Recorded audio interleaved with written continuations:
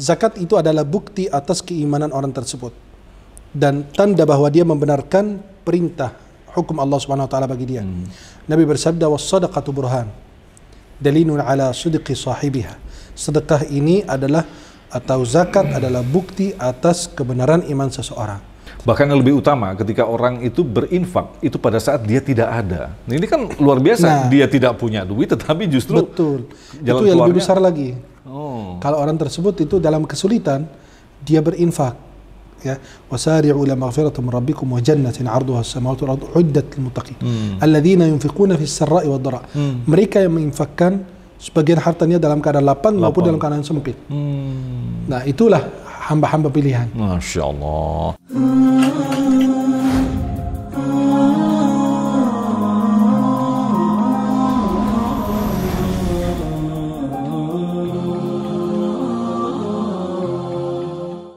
Bismillahirrahmanirrahim. Assalamualaikum warahmatullahi wabarakatuh. Alhamdulillahirabbil alamin. Allahumma shalli ala sayyidina Muhammad wa ala ali sayyidina Muhammad. Puji syukur kepada Allah yang kembali mempertemukan kita dalam Jendela Hikmah, masih dalam spesial bulan suci Ramadan. Dan dalam kesempatan kali ini kita akan mengangkat tema yaitu berkaitan dengan zakat. Masih bersama guru kita, saya Ahmad Al-Misri. Assalamualaikum Syekhuna. Waalaikumsalam warahmatullahi wabarakatuh. Ya, berbicara tentang zakat, kita berbicara tentang bagaimanakah kita membagikan hak bagi orang lain yang memang menjadi bagian dari milik mereka. Allah menurunkan rizki di muka bumi ini untuk semua orang. Ada yang dilebihkan, kemudian ada yang disempitkan. Disinilah pentingnya zakat. Lantas bagaimanakah atau kapan diwajibkan untuk berzakat? Saya guna. Ya, bismillah, walhamdulillah, wassalatu wassalamu ala rasulillah wa alihi wa sahbihi wa man wala. Zakat itu adalah sesuatu yang diambil atau pengambilan sesuatu dari orang tertentu dengan nilai tertentu diberikan kepada orang yang tertentu yang sudah ditentukan oleh Allah Subhanahu wa taala. Pengambilan hak orang diberikan kepada orang yang mustahiq. Nah, dengan sesuatu yang tertentu yang sudah ditentukan oleh Allah Subhanahu wa taala. Zakat ini adalah Allah Subhanahu wa taala seperti antum jelaskan, ada yang memberikan rezeki berlimpah, ada yang tidak. Walau basatallahu rizqa li'ibadihi labaghaw fil ard walakin yunazzilu biqadri ma yasha. Kalau Allah memberikan rezeki berlimpah kepada hamba-hambanya, mereka akan melampaui batas di muka bumi. Maka Allah menurunkan rezeki itu kepada mereka sesuai dengan takdir dan qadar Allah Subhanahu wa taala. Diberikan sesuai dengan ini. Ada orang sebaik-baik hamba yang diberikan rezeki atau harta, ni'mal malus salih fi yadil abdus salih. Masya Allah. Sebaik-baik harta adalah harta yang tangan orang saleh. Karena dia akan gunakan dalam hal yang Allah Subhanahu wa taala. Dan zakat itu diwajibkan di tahun kedua Hijriah. Tahun kedua Hijriah. Iya, sama dengan zakat fitrah. Diwajibkan, dan juga demikian puasa Ramadan. Ya, diwajibkan semuanya di tahun kedua Hijriah. Jadi sebenarnya bisa dijelaskan Islam ini memberikan konsep keadilan yang sangat adil ya. Artinya kalau dengan melihat dari zakat ini tidak ada istilahnya orang miskin, semua tercukupi begitu ya saya. Maka apabila Anda di negara Islam menemukan orang fakir, berarti ada di situ ada orang curang, tidak menunaikan zakat. Orang curang. Atau mengambil hak orang fakir itu. Masya Allah. Karena sudah dibagi rata oleh Allah Subhanahu wa taala. Maka Nabi ketika mengutus Muadz bin Jabal mengatakan kepada Muadz, kabarkan kepada mereka ada zakat yang wajib ditunaikan. Diambil dari orang kaya, diberi kepada orang miskin. Betul. Kenapa dikasih orang miskin? Ketika antum diberi harta berlimpah, saya tidak, pasti akan lirikan harta antum. Saya kepingin seperti itu. Antum hidup sejahtera, masa saya tidak bisa? Jadi ketika antum memberi kepada saya, berarti mata hasud saya itu sudah hilang. Tidak bisa memandang harta antum dengan serakah atau dengan pandangan yang tidak baik. Kenapa? Karena antum selalu berbagi. Dan orang Muslim itu ketika dia berbagi, ya menghilangkan rasa iri dan hasud dari mata hati orang lain. Jadi kalau kita analogikan aliran air, Allah itu menjadikan orang kaya itu seperti aliran air, dan itu harus wajib untuk dialirkan. Kalau enggak, dia akan rusak begitu kan? Akan merusakkan banyak hal. Jadi sebenarnya penyakit sosial itu bisa diatasi dengan keadilan seperti ini ya saya. Betul. Maka itu kita mengatasi kemiskinan dengan pembayaran zakat. Ya. Kemudian hikmah syaratkan zakat ini sendiri apa saya? Zakat itu adalah bukti atas keimanan orang tersebut dan tanda bahwa dia membenarkan perintah hukum Allah Subhanahu wa taala bagi dia. Nabi bersabda, was-shadaqatu burhan, dalilun ala sidqi sahibiha. Sedekah ini adalah atau zakat adalah bukti atas kebenaran iman seseorang, ketendukan dan kepatuhan dia kepada Allah. Maka asalnya adalah sidq. Shad dal qaf adalah kejujuran, membenarkan dan lain sebagainya. Nah, kemudian yang kedua adalah mensucikan hati orang yang punya harta daripada sifat-sifat yang tidak baik, seperti kikir, tidak mau berbagi, serakah dan lain sebagainya. Nah, kemudian yang ketiga, termasuk daripada hajat terbesar yang kau berikan kepada saudaramu ketika engkau menolong dia pada saat dia kesulitan. Barang siapa memberikan keringanan, memberikan jalan keluar dari setiap persoalan yang dihadapi saudaranya, Allah akan memberikan jalan untuknya di hari kiamat nanti. Kemudian yang keempat, salah satu rahmat Allah Subhanahu wa taala di dunia dan di akhirat, yang tidak menyayangi manusia tidak akan disayang Allah Subhanahu wa taala. Man la yarhamun nas la yarhamuhullah Subhanahu wa taala. Barang siapa yang tidak berbagi kasih sayang kepada manusia, ya tidak akan diberikan kasih sayang oleh Allah Subhanahu wa taala. Kemudian membersihkan dan mensucikan hartanya, ya, daripada hilang dan lain sebagainya. Maka ada 2 malaikat turun di pagi hari. Yang pertama berdoa, Allahumma a'ti munfiqan khalafa. Ya Allah, berilah pengganti kepada mereka yang berinfak. Yang kedua, Allahumma a'ti mumsikan talafa. Ya Allah, hilangkan, ya, musnahkan mereka yang tidak berinfak. Kata ulama, yang dimusnahkan orangnya atau hartanya. Bisa jadi dua-duanya. Ada yang ulama mengatakan yang dimusnahkan orangnya, ada yang mengatakan yang dimusnahkan adalah hartanya. Kemudian adalah bertambahnya harta. Ketika kita menunaikan zakat, bertambahnya harta.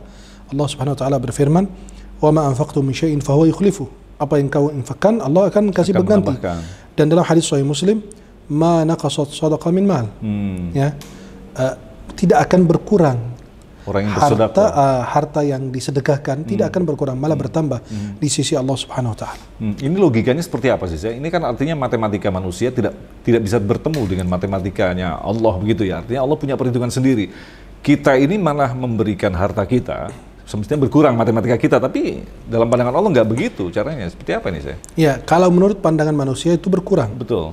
Tapi menurut Allah bertambah. Buktinya Anda hari ini keluarkan 500.000, 1.000, 50.000, 100.000. Besok Allah ganti dari pintu yang tidak diduga-duga, yang tidak disangka-sangka.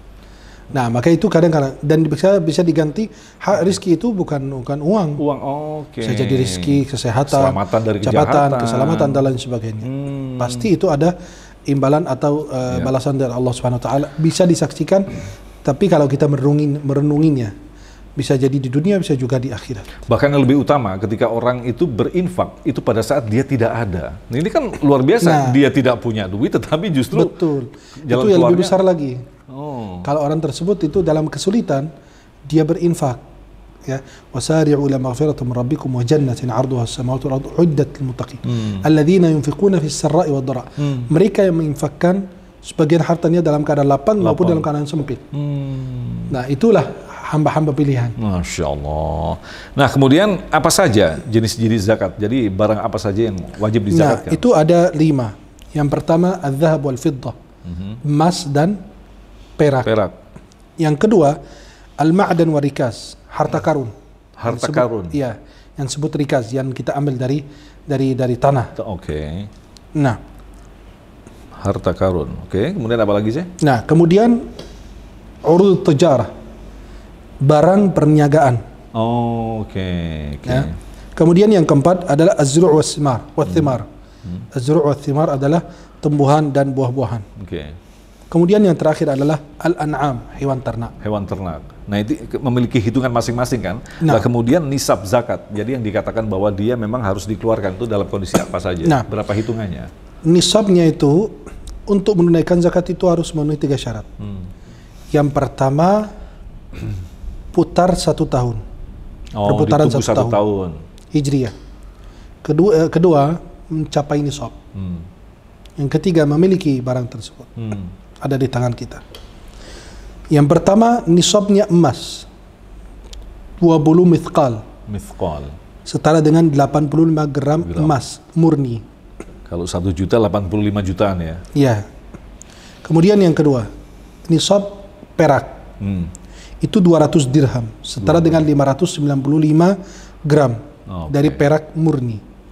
Kemudian nisabnya tanaman dan buah-buahan itu 5 ausuk, 5 ausuk. setara dengan 612 kg dari gandum dan lain sebagainya atau jagung. Mulai dari nisab onta, hewan ternak nih. Onta mulai dari 5 ekor. Kemudian sapi 30, kambing 40. Usianya tidak menentukan. Ya, ada ketentuannya nanti, ada penjelasan di suatu saat kita bisa bahas satu persatu onta, yaitu kalau 5 onta kalau apa zakatnya, kemudian sapi, kemudian kambing dan lain sebagainya. Itu ada penjelasan sendiri lebih dalam. Kemudian zakat emas dan perak itu hitungannya itu sama dengan harta. Kita punya uang setara dengan zakat emas gitu. Contoh mencapai 85 gram emas gitu kan. Nah, itu 2,5%. 2,5%? Iya, dari hitungannya berarti 2,5% itu barang perniagaan, kemudian emas, perak, kemudian harta, uang. Kemudian Nabi SAW menjelaskan, "Laisa fi malin zakah hatta yahulu alaihi al-haul." Tidak ada zakat pada harta yang tidak berputar 1 tahun. Dan ini hadis diriwayatkan Tirmidzi dan Imam Ibnu Majah. Artinya hadis ini menjelaskan bahwa kalau belum putaran 1 tahun belum ditunaikan zakat. Misalkan begini ada orang mendapatkan hadiah 1 M gitu sekarang. Artinya apakah langsung kita keluarkan zakatnya atau kita tunggu kita pakai apa sampai hingga 1 tahun? Gimana hitungnya? Hitungan dia dapat di bulan Rajab sampai Rajab tahun depan. Baru dikeluarkan zakatnya. Kalau seandainya mencapai nisab sampai tahun depan di Rajab, berarti wajib zakatnya. Tapi kalau seandainya belum mencapai atau sebelum Rajab sudah kepakai uang tersebut, sudah dibawa nisab, maka tidak ada zakat baginya. Nah, kalau sekarang begini, ini niatnya kita dapat 1 M gitu. Sekarang daripada nanti pasti berulang, namanya kebutuhan pasti ada aja begitu. Saya keluarkan zakatnya terlebih dahulu walaupun belum 1 tahun. Itu nggak masalah. Hitungannya apa? Boleh. Dia sebagai sodakoh atau hitungan zakat atau karena belum mencapai syarat-syarat zakat, maka tidak tahun. Itu termasuk sedekah. Oh, dihitung sedekah begitu ya. Kemudian yang paling yang sering kita pertanyakan adalah zakat profesi. Ini kan berkembang saat ini, pada saat itu memang belum ada kan, artinya perdagangan memang sudah ada, tapi kalau profesi sekarang banyak profesi gitu. Nah, ini layak untuk dikeluarkan zakat. Kalau orang, antum tahu, setiap orang dapat gaji pasti ada bayaran bulanan. Bayar kontrakan, bayar listrik, bayar air, bayar sekolahan anak dan lain sebagainya. Banyak kebutuhan. Jadi kalau uang tersebut disimpan dan sudah putar 1 tahun, kena zakat kalau mencapai nisab. Tapi kalau seandainya dia gajinya cuma hanya asal diambil, bayar ini bayar itu, kalau dihitung walaupun gajinya hitungan 12 bulan dari bulan Rajab ke Rajab sudah mencapai bahkan melebihi. Nah, itu tapi kan uang itu nggak ada semua. Seperti yang saya bilang, dia punya uang 1 M dari Ramadan ke Ramadan. Tapi sebelum Ramadan bulan Rajab sudah berkurang di bawah nisab, udah nggak kena zakat. Ini kan sifatnya subjektif ya. Artinya kalau kita berbicara kebutuhan, pasti orang akan ya apapun diadakan. Kecuali orang yang melarikan diri dari zakat. Apa melarikan? Iya, melarikan diri. Kan ada orang yang bayar ini beli itu atau digunakan untuk apa aja, untuk tidak berzakat. Itu tidak boleh. Tetap dia berdosa juga. Nah, itu beda. Nah, kalau misalkan gini dalam 1 tahun ini kita memiliki harta seperti rumah, mobil dan lain sebagainya. Ini termasuk dihitung kita harus membayar zakat? Kalau barang pribadi enggak. Oh, tidak. Ya.